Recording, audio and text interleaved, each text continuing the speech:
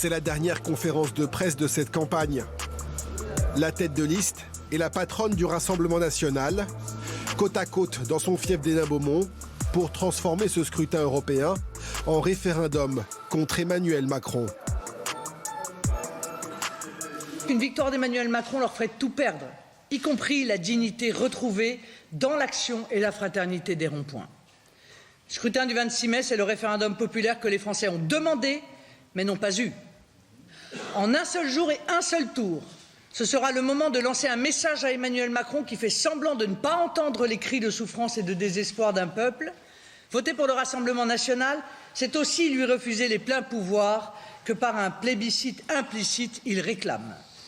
Il ne doit pas sortir premier dimanche soir. Dernier meeting ce soir, dernier tract qui annonce la couleur. Emmanuel Macron fait de ces élections européennes un test qu'il analysera en cas de victoire comme la volonté des Français de lui accorder les pleins pouvoirs. Comme une confirmation que sa manière de présider et que la politique qu'il conduit sont justes, comme un signal à poursuivre l'œuvre de déconstruction de notre pays qu'il a enclenchée.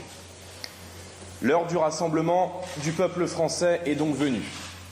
J'en appelle tout d'abord aux électeurs de Nicolas Dupont-Aignan. S'éparpiller sur des listes, aujourd'hui créditées de moins de 5%, c'est l'assurance de renforcer Emmanuel Macron. Dimanche, aucune voix ne doit être gâchée, aucune voix ne doit être perdue.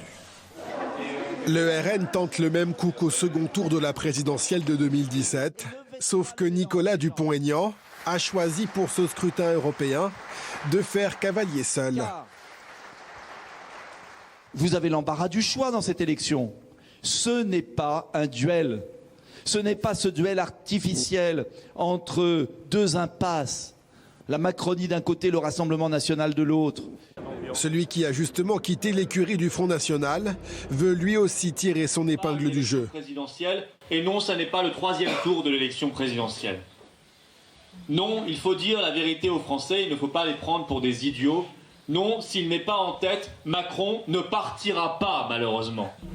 Non, Florian Philippot, bien loin derrière dans les sondages, comme les autres listes qui viennent convoiter les voix des électeurs hostiles à l'Union européenne.